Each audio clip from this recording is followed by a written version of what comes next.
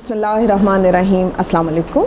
आज हम ECCE के इंतहाई अहम और बुनियादी तसव्वुर क्रिएटिव आर्ट्स के बारे में बात करेंगे। Creative arts is one of the most important key learning area of ECCE, Early Childhood Care and Education. In this area, we will focus the development of children's imagination and their ability to express their feelings, emotions and experiences in creative ways. इसके अलावा इसमें शामिल होता है कि कैसे बच्चे की हौसला अफजाई करते हुए हम उसकी तख्लीकी और तामीरी सलाहियतों को उजागर कर सकते हैं। अगर एक दफ़ा आप क्रिएटिव आर्ट्स की आज़ादाना और ज़ेर निगरानी मशक़ें करने की बच्चे को इजाज़त दे देते हैं तो आप देखिएगा कि आर्ट्स के मैदान में बच्चा कैसे कैसे शाहकार तख्लीक करता है। Some of the most important teaching techniques could be cutting, pasting and folding of papers. लेकिन इसमें भी आपको एक ध्यान करना होगा कि कटिंग की एक्टिविटी करवाते हुए हमेशा आपको कंट्रोल्ड एनवायरनमेंट देना होता है। तस्वीर में रंगों का इस्तेमाल भी क्रिएटिव आर्ट्स को मुतारिफ़ करने का इंतहाई अहम ज़रिया है, लेकिन यहाँ एक बात बतानी नहायत ज़रूरी है कि क्रिएटिव आर्ट्स सिर्फ पेपर एंड पेंसिल की एक्टिविटी का नाम नहीं है, बल्कि इसमें वो तमाम अवामिल शामिल हैं जिसके ज़रिए से बच्चा अपनी सोच और ख़यालात का इजहार करता है। जिस तरह के ड्रामेटिक प्लेज़ जिसमें पपेट शो, रोल प्लेज़, घर घर की गेम्स और जिस तरह बच्चे अमूमन घरों में अपने खेलते हैं, स्कूल या डॉक्टर की गेम्स खेलते हैं, ये सब वो गेम्स हैं जिसके ज़रिए से बच्चा अपनी सोच और ख़यालात को अमली जामा पहनाता है और उनका बेहतरीन अंदाज़ में इजहार करता है। इसके अलावा क्रिएटिव आर्ट्स मददगार साबित होते हैं फ़ाइन मोटर स्किल्स को डेवलप करने के लिए। फ़ाइन मोटर स्किल्स वो स्किल्स होते हैं जिसमें आई एंड हैंड कोऑर्डिनेशन को स्ट्रॉन्ग किया जाता है, और इसके अलावा ये मददगार साबित होते हैं ग्रॉस मोटर स्किल्स को स्ट्रॉन्ग करने के लिए, जिसमें कि brain and whole body involvement होती है और ब्रेन का होल बॉडी के साथ कनेक्शन ज़्यादा स्ट्रॉन्ग किया जाता है। जैसा कि आप आगाह हैं कि ये दोनों स्किल्स जो हैं ये 6 ईयर्स तक यानी ECCE की जितनी मैक्सिमम एज है उस तक जो है ये स्ट्रॉन्ग कर दिए जाते हैं। क्रिएटिव आर्ट्स ज़िंदगी के मुख्तलिफ शोबाजात में भी काम करते हैं, जैसे कि फ़ैसला साजी। फ़ैसला साजी इतने छोटी उम्र में, वो कैसे? फ़ैसला साजी ऐसे जैसे जिस तरह बच्चे को आप कहते हैं जी आप कलर करो, तो वो कहेगा मैं पिंक कलर नहीं करूँगा, मैं तो ब्लू कलर करूँगा।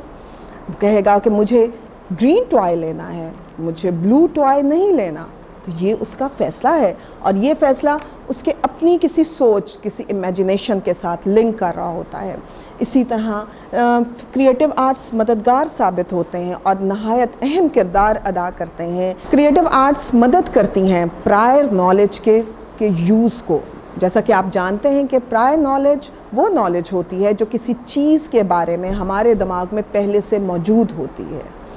जब आपने बच्चे को कहा कि आम में रंग भरो, तो बच्चा फ़ौरन अपनी प्रायर नॉलेज को यूज़ करेगा और सोचेगा कि उसने घर में आम देखा था, वो किस रंग का था, वो तो पीला था, तो वो फ़ौरन आपसे पीला रंग मांगेगा। अगर आप उसको पर्पल कलर दोगे तो वो उसको कबूल नहीं करेगा। क्यों? क्योंकि प्रायर नॉलेज उसको बता रही होगी कि आम पीला होता है। और जब आप उसको पीला रंग पकड़ा देंगे तो उसकी जो क्रिएटिव सेंस है वो नहायत रिलैक्स हो जाएगी और फिर वो पूरी अपनी डिवोशन के साथ अपनी एक्टिविटी को जारी रखेगा। ग़ज़ा शोबाजात ज़िंदगी में क्रिएटिव आर्ट्स बेहतरीन रहनुमाई फ़राहम करते हैं। अब मैं आपको बताना चाहूँगी कि ECCE के लेवल पर वो कौन से एरियाज़ हैं जिनमें हमें क्रिएटिव आर्ट्स को ज़्यादा फोकस करना होता है।